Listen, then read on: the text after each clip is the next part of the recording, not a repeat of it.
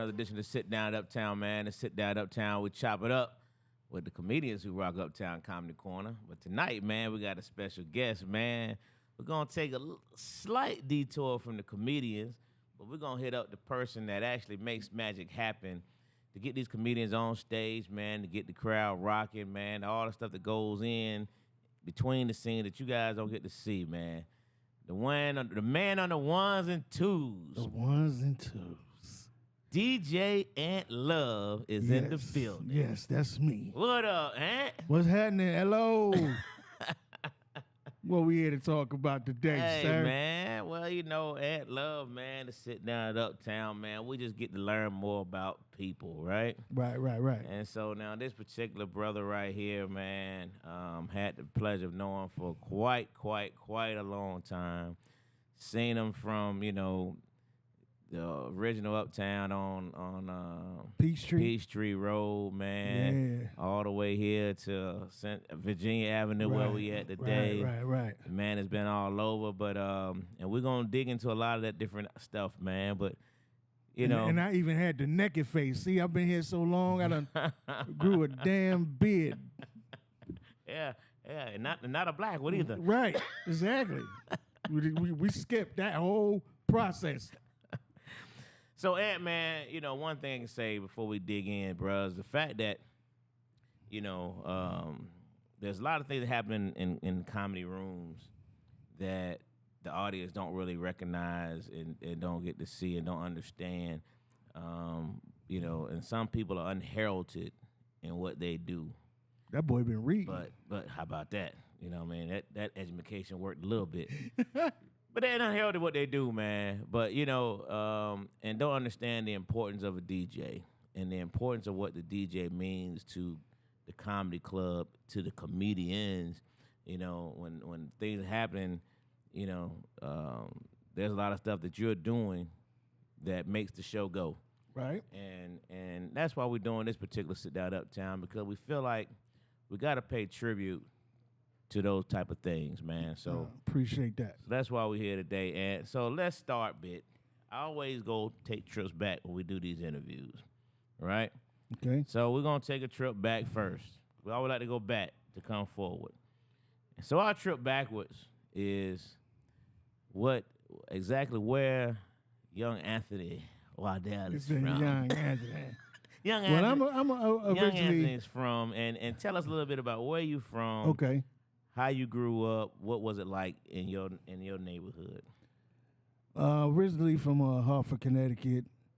I started out DJing at 13. You know, I hung around a lot of crews, but I didn't choose to do what they done. But I've been around it. So it was either you break dance, graffiti, DJ, or sell drugs. Okay. I mean, I could dance a little bit, but the last time I tried to do a windmill, I went up on my head, and that was it. Yeah. The windmill crashed. So I chose not to do that no more. And then I started getting into DJing. There was a guy by the name of Paul that lived across the street from us, and he was a DJ, so I would always go over there. Slow down, Ant. You went straight to the DJing. We don't want to hear about the DJing just yet. Well, my growing up, we want to know about you. I'm sorry, my growing up was good. I can't really complain. You know, really, I was sort of the bad one. I ain't gonna say really bad one, but the hard-headed one. But still, my life was great. You had siblings? Yeah, I got siblings. How many siblings you have? Two. Two siblings. An older sister and a younger brother. Okay. Yeah. So now, in school, what age were you in Hartford throughout your teen years? Yeah, throughout my teen years, I moved to Atlanta after I graduated high school, got married. So let's go from as a teenager, or as a young kid. All right. Tell me what kind of student you were in school in Hartford, Connecticut. Were you a... Oh, I was... my mama put me in special ed, believe it or not, man. Okay. But I was the smarter. I was summa cum laude in special ed. You're summa cum laude in special ed. I'm trying to tell you, I was smart. That was the easiest graduation ever.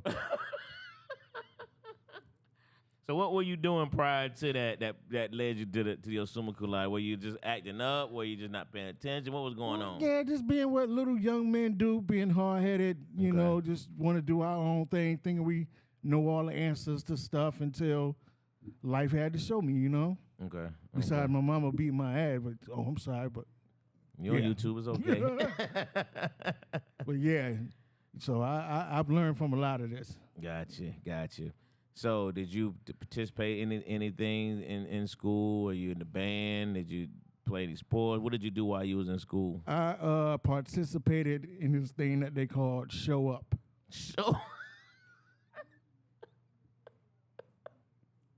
That's funny, man. That's what I did. You showed up every day. I showed up. Yeah. Okay. So now you graduated in Hartford. Yeah. What school did you attend out there? Hartford Public High School. Okay. Yeah. Okay.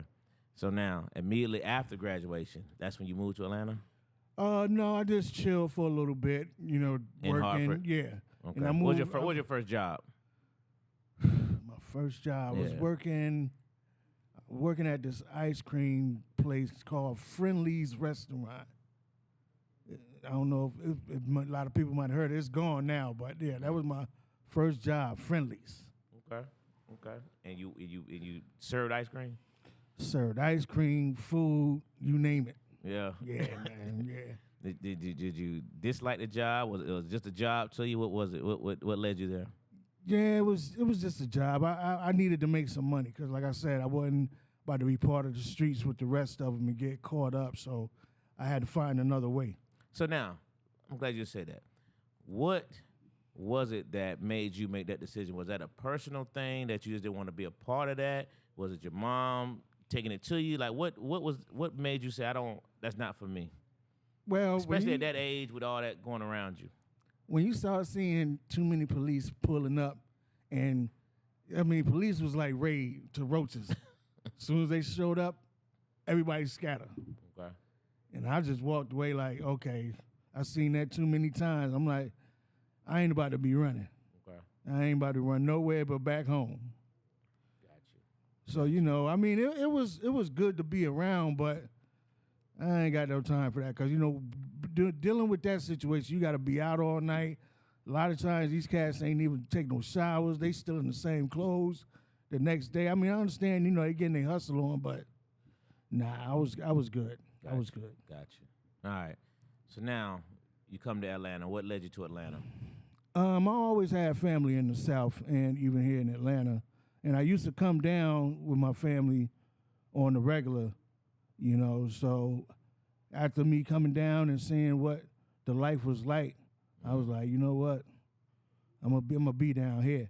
So like right after I graduated high school, right after I got married, we just packed up. And at this time I had a little Oldsmobile station wagon. Yeah, we packed up as much as we could, and 4 o'clock in the morning, I was out. Everybody wondering where I'm at, locked up, doing that. I'm like, nah, I moved. You ain't tell nobody? Nah, I ain't moving, tell nobody. I just left. Okay. See, it's a lot of them still up there because they don't know how to move. Gotcha. I'm like, nah. I mean, you know, Harvard was cool, but it wasn't one of them type of places where people go to seek talent.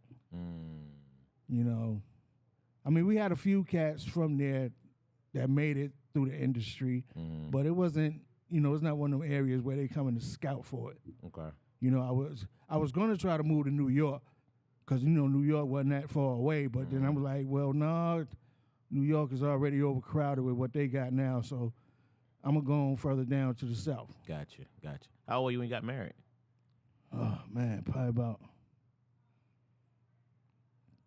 18, 19. Wow. Yeah, I know. I know. That's too funny. You gotta say no more. I know. But at them ages, you know, love make you stupid. You know, you just willing to do whatever because you think this is gonna be forever. Right.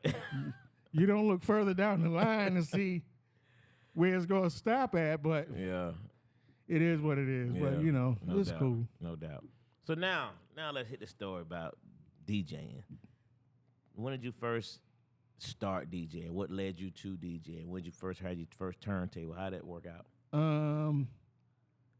I was always actually, when I first started, I was practicing on my mom's little sound system she had in the living room. Okay. So, you know, I would, Record player? Yeah, a little record player, yeah. So I would go in there and dig out some of her old records and just start playing around to see how it sounded and get the feel of it. And then, you know, I was always the cat that try to take apart stuff and try to put it back together. Mm-hmm. So one day my mom's had bought my sister a boom box. Mm. So I called myself taking it apart because I wanted to see what it looked like in there and trying to take the speakers out so I could build my own little speaker with it. And then I don't know what went wrong, but all I know is when I tried to plug it back in, the whole neighborhood went black. Oh, are you serious? I blacked out the whole night. I don't know what I did, but I ain't tell nobody. But I'm like, oh, man, I done messed up. Yeah, you think. For real. Wow. And then, so at that point, you know, I was hanging around a lot of Jamaicans, so, you know, they always had their sound classes, and I always helped them out with their equipment, and they teaching me how to hook stuff up. So I learned a lot through them. Okay. Yeah. Okay. So that's how you kind of start interested in the music itself? Yeah. That's how, and then, you know, I was going to DJ battles and stuff in the neighborhoods, and I was liking it, and I'm like, okay, well, you know what, I'm gonna try that. Okay. And I tried it, kept practicing, and here I am today. So when you first started practicing, did you have your own at this point? Were you No, friends? I was always borrowing equipment. Okay. You know, or either going over DJs' houses and stuff. And then one day, one of my homies, he had broke into somebody's truck that had a bunch of DJ equipment in there. And he just brought it to me. He was like, hey, man, I know you could use this. Statute of limitations far gone, right. So it's okay. Right. Yeah. Yeah, man. So I was like, okay, bet, I appreciate it. And then after that, I had came down here for a summer vacation with my parents to my grandmother's crib in Augusta. And my grandfather, he was a sergeant over there at the base in Augusta. Okay. So So he had I guess, you know, I told him I was into the DJ thing, so he ended up buying me this mixer, the old realistic mixer.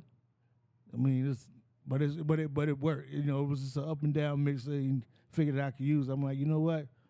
That's cool. I'll work it out. Okay. And then, like I said, I just been practicing day in, day out for a long time, and till I got it right and started listening to a lot of others and comparing styles, and I'm always mimicking different DJs and till I came up with my own. Gotcha.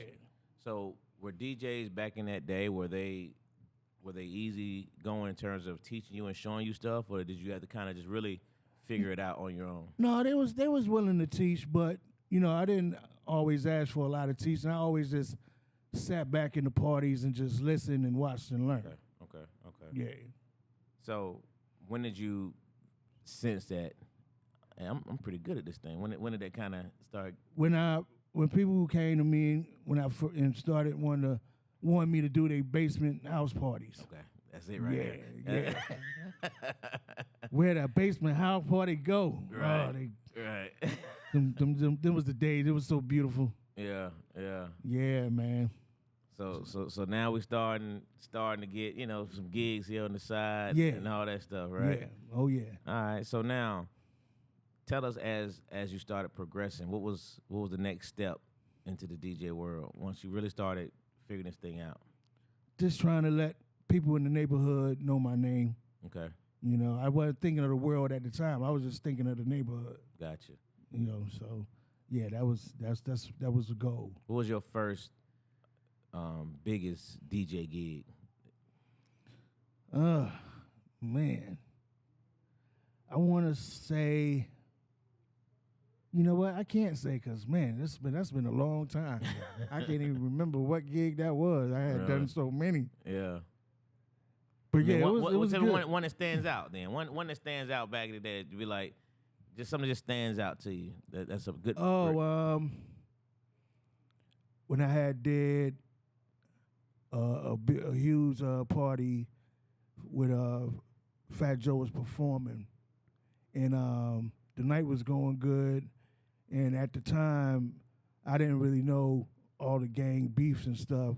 So apparently a lot of the crew from where I'm at knew about where Fat Joe was from and his crew, and man, all I know is chaos broke out, and that was the first time I ever seen Fat Joe run so fast up out of there.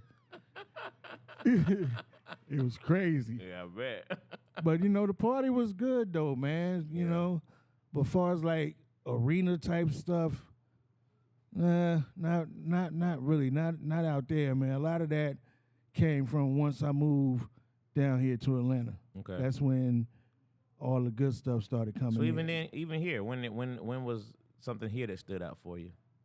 When I was DJing on the radio. Okay. Hot 97.5 back in the day. Okay. How that gig come about? I was at the time I had met up with Shaka Zulu. Okay. Ludacris's manager, road manager, whatever. And I always drove him around because at the time he was working at BMG, the record distribution place. And once they, found him, and they asked him to be a part of High 97.5 back then, he put me on with them. Okay. And I was one of the DJs for it. That's cool. For the radio, yeah. That's cool. Yeah. That's good stuff. So, how did you come about to a job at Uptown Comedy Corner? To this day, I always think about that. And it's like, how did I even get here? Is that right? Because I can't even remember, for real. Like, I might have just stumbled upon it. Okay. And walked in and... Who was DJing when you first got there? When I first got there, it was Bone Crusher. That's right. And then my man Vinny. That's right. So Vinny. I was covering for both of them at the time. Okay. And then I guess once I brought my style to the club and the comedians and everybody else started liking, that's when they just like, okay, well, you're going to be the one. Yeah. And at this time, Bone Crusher, he was still working on himself and getting himself out there, so he wasn't there a lot. Shout out to Bone and Vinny. Who knows what Vinny was doing? So I forgot about Vinny, man. Yeah, that's crazy. Man. You said that. Yeah, I'm looking at him now. I'm like, dang, Vinny was the DJ. Yeah. That's crazy. Yeah. That's crazy. Yeah. So it kind of just started developing itself, and all of a sudden, it's you. It's just me. So now, give me a memory or two, man, of those days, man, on Peachtree Road. In terms of how, were you amazed at any point of the people walking through the door, the comedians, people you saw, people you seen develop? Definitely, I seen Mike Epps. He developed, because at that time back in the day, you couldn't get Mike off stage, even when the crowd was leaving. Right. And then it's like every time I see him on the big screen now doing his performances, whether it's stand-up or in movies, I see him incorporating some of his stand-up stuff in the movie and stuff. And I'm like, yeah, he used to do that on stage a lot right there. And, man, so many memories, bro. Yeah, I know. I mean, but they all good memories, though. It's nothing bad, so it's kind of hard for me to pinpoint what was the best one. For real, because but don't pinpoint one. Just some of the some couple of things that may just stand out to you. Hey, look, back man, in the I day. done got older now, man. My brain ain't working that much, man.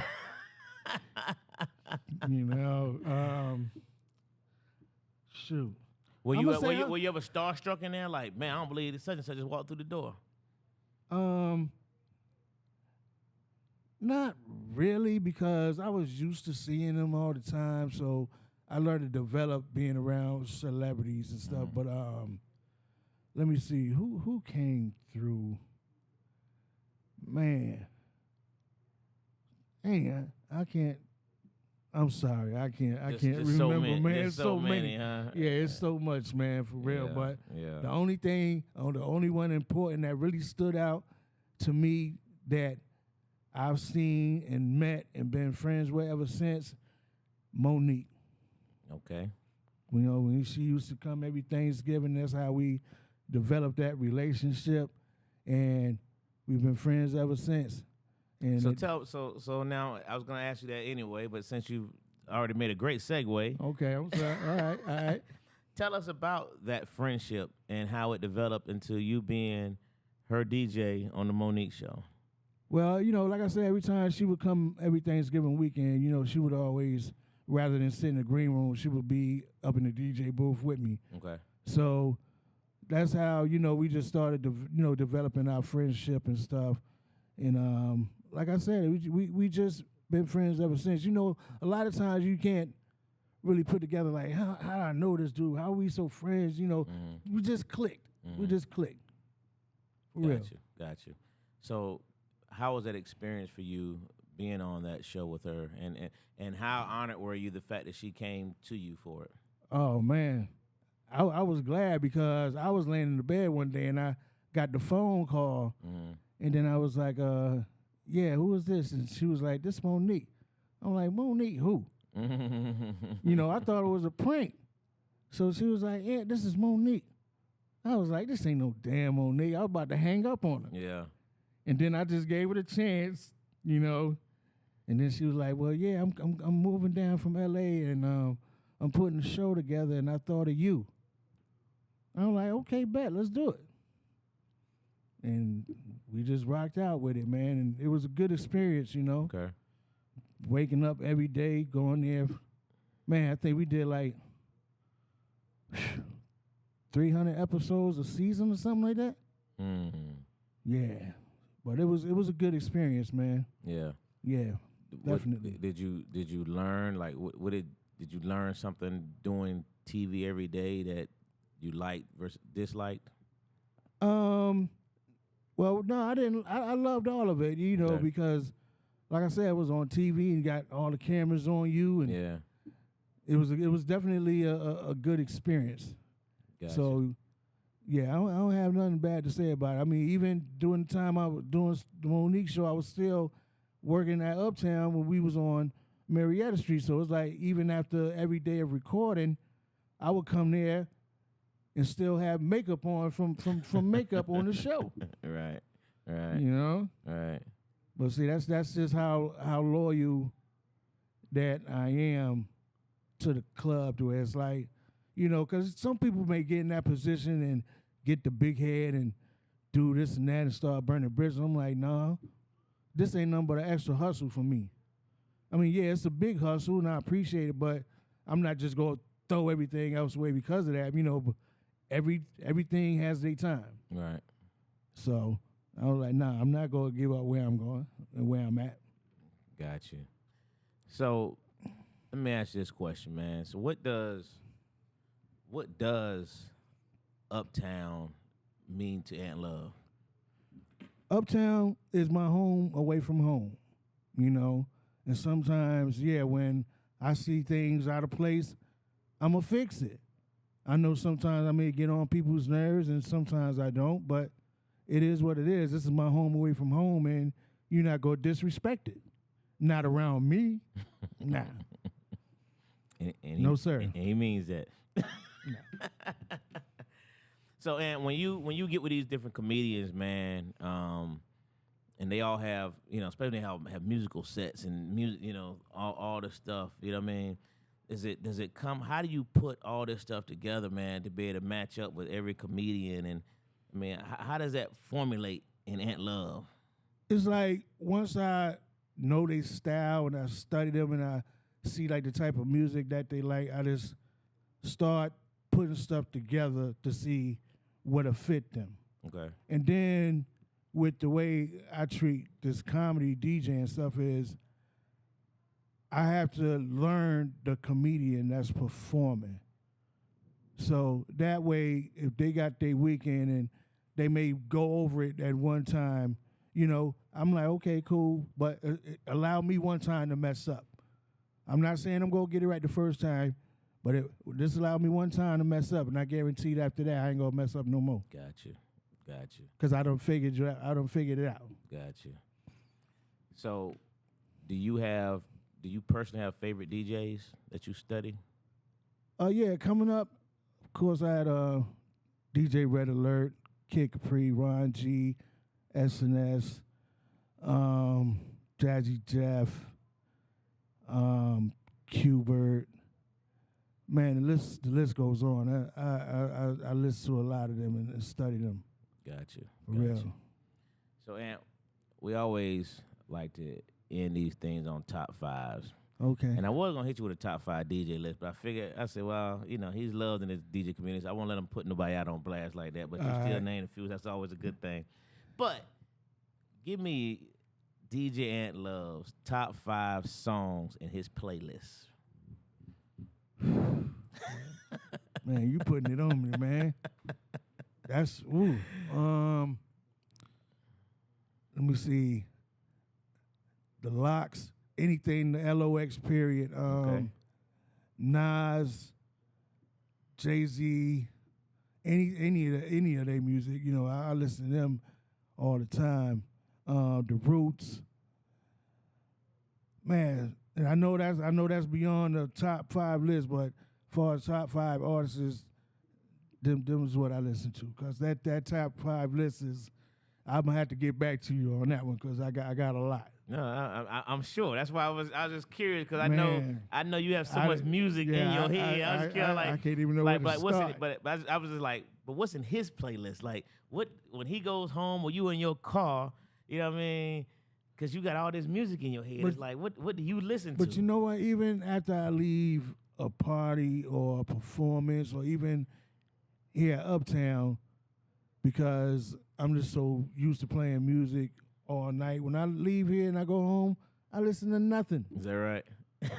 The air, the wind beneath me is the favorite music I can listen to. For real. That's classic right there, man. That's classic. Well, Ant, man, we just wanted to have an opportunity to sit down with you, learn a little bit more about your past, man, learn more about you. I want to say I always sat down at Uptown. I just didn't ever sit down here in the studio. Yeah, you got a seat. But I'm always sitting down at Uptown when you see me.